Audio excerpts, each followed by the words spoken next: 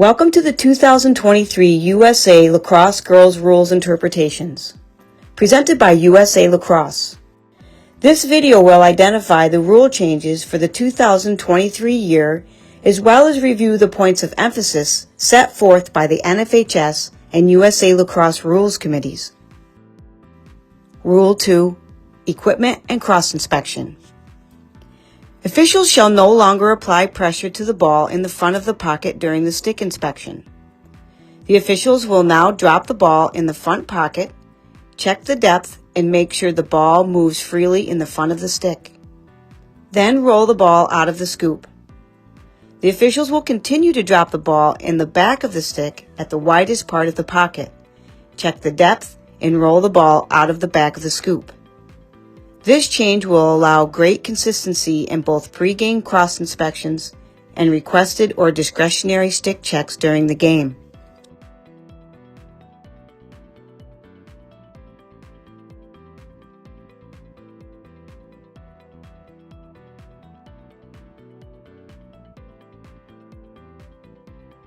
Rule 5-4 Self-Starts. Rule 5-4-1 addresses where a self-start can take place after the whistle has been blown for a foul outside the critical scoring area.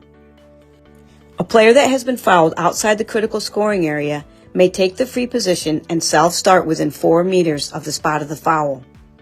Players must still pause after the whistle is blown for a foul outside the critical scoring area to acknowledge the official stopped play for a foul. A player that does not pause, hesitate, or stop following a whistle blown for a foul shall be stopped and directed to return to within 4 meters of the spot of the foul and may self-start. Reset it. Go ahead.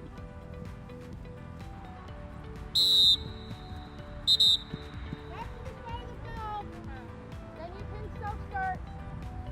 Good. If the foul occurs just outside the critical scoring area, the restart must be outside the critical scoring area. In this example, although the foul occurred within 4 meters of the critical scoring area, the official must direct the ball carrier to move outside the 12-meter fan to self-start. Rule 5-4 Self-Starts. Rule 5-4-2 now allows a defensive team or player being awarded a free position in their own defensive critical scoring area to self-start.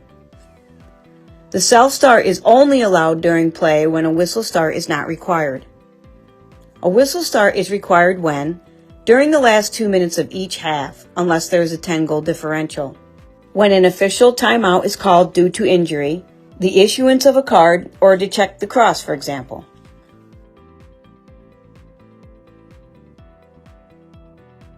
In this example, a charge was called on the blue team. The white player may self-start at the spot of the foul. Here the ball ends up near the 8-meter arc and is given to the correct player who then self-starts. In this example, a card has been issued to the attack player in the 8-meter arc. Because the clock has been stopped, the restart will take place at the 8-meter arc and a whistle start is required. Rule 5-5 Alternate Possession. In 2023, if offsetting fouls are called and one of the fouls requires the issuance of a card, the alternate possession will not apply. The team that is receiving the card will be penalized and the other team will be awarded possession.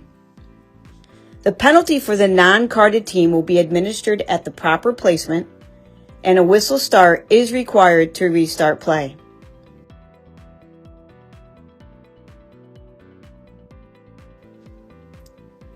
In this clip, the low defender is following the player she is marking in front of the goal circle, but stops to defend the oncoming attacker, putting herself in shooting space. As the official is calling shooting space, the ball carrier shoots unsafely and hits the lone defender. Although shooting space was called, a yellow card will be given for dangerous propel. The player that was hit by the ball or her substitute will be awarded the free position at the spot of the foul, no closer than 8 meters to the goal circle. A timeout will be called to issue the card, so a whistle start is required and the alternate possession arrow will not be changed.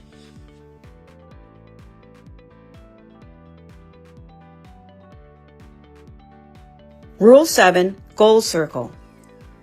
Rule 7-1 has been changed to allow the defensive team to carry the ball into the goal circle. When a goalie or her teammate gains possession of the ball outside the goal circle, she may now carry the ball into the goal circle. If the defensive team had possession of the ball in the goal circle and the ball has been cleared, the ball must be played before it can re-enter the goal circle. This first diagram shows a boundary ball being awarded to the blue team. The goalkeeper restarts the boundary and may carry the ball into the goal circle. In the second example, a blue defender checks the ball out of the red player's stick. Blue gains possession. The blue goalkeeper leaves the goal circle, allowing the blue defender to carry the ball into the goal circle. Rule 10. Penalty administration for 3 seconds. When a team is called for 3 seconds and the ball is above the goal line extended and outside the critical scoring area, the penalty will be administered at the 12-meter fan closest to the spot of the ball. In this scenario, the blue defender is not marking within a stick's length and is called for 3 seconds. The player with the ball, when the foul is called, is outside the critical scoring area. The ball carrier moves to the closest spot on the 12-meter fan, and the blue defender that was called for 3 seconds will move 4 meters behind the free position. A penalty lane shall be cleared and the ball is restarted on the whistle.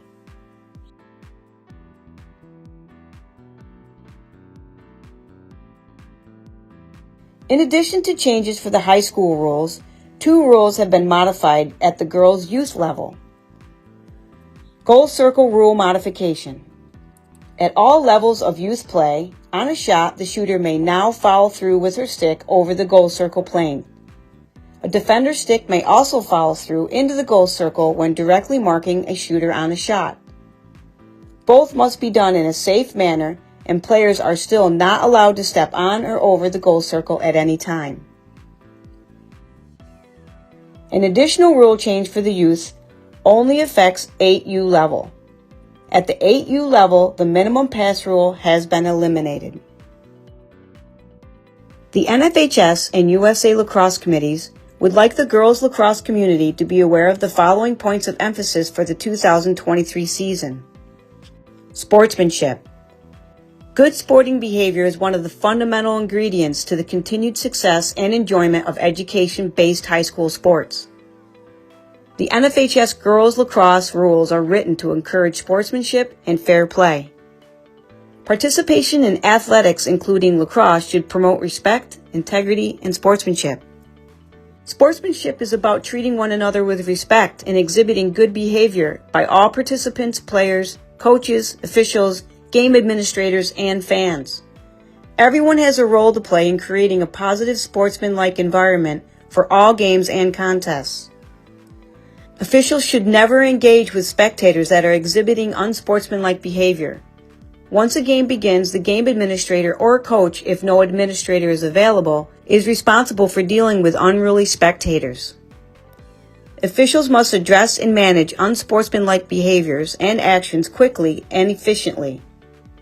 When an official does not address such behavior, everyone involved in the game assumes this behavior is acceptable. In this clip, the official makes a boundary call. As soon as his decision is made, 2 coaches on the sideline begin to argue the call. Immediately, the official addresses the coaches, but is questioned by another coach not in the picture. The official is correct in stopping this behavior and reminding the head coach that they are the only person on the sideline that should be speaking to the officials on the field. Knowledge of the rules. Officials, coaches, and players must know and understand the rules of the game. Parents and spectators will also benefit by understanding the rules of the game. The complexity of some girls' lacrosse rules can cause confusion or misunderstanding for those new to the game. This clip is a great example of the intricacies of the shooting space rule. As the ball is being passed around just outside the critical scoring area, players attempt to drive to goal to draw a shooting space call. On the first drive by number 24, the defender stays wide out of the shooting space cone while leading with her stick. The shooting space cone is from the ball to the sides of the goal circle as shown here. On the next drive from the opposite side, it appears the blue player is in shooting space. The pair of opposing players behind the blue player take away the ball carrier's opportunity to shoot safely. Shooting space should not be called. On the final drive by white number 24, the blue player appears to be in shooting space. However, the white teammate near the goal is taking away a safe opportunity to shoot. Understanding the nuances as well as seeing it from a correct angle helps decrease conflict between coaches, players, and officials. Dangerous use of stick. Dangerous use of the lacrosse stick, including not limited to the actions such as follow through, slash, check to the head, and other risky activities warrants our utmost attention. Using the stick in this type of disruptive manner jeopardizes the safety of players on the field. Officials must immediately stop play and issue a card when this occurs. Coaches should consistently teach and reinforce safe play and legal stick use. This first clip shows a legal check from behind to knock the ball loose as white gains possession and heads up field. The blue player attempts a check illegally through the sphere and hits the player in the head. This should be carded.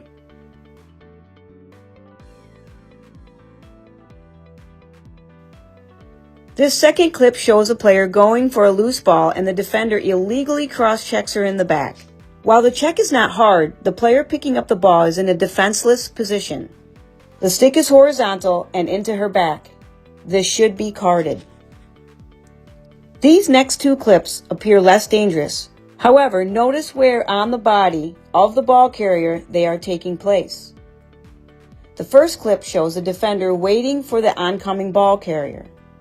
Although the defender appears to hold her stick steady, she subtly extends her arms into the upper chest and neck area of the ball carrier. Lastly, on this clip, as the ball carrier drives to goal, the defender makes a hard contact and holds the horizontal stick into the ball carrier's midsection. The force and placement on the ball carrier's body makes this very dangerous and unnecessary. To ensure the safety of players on the field and control the game, plays such as these should be managed with appropriate whistle tone and cards. The NFHS and USA Lacrosse committees would like to thank you for watching the 2023 USA Lacrosse Girls High School Rules Interpretation. For more information about the rules, interpretations, memos, or more resources, visit Girls and Women's Rules USA Lacrosse. Thank you and have a great 2023 season.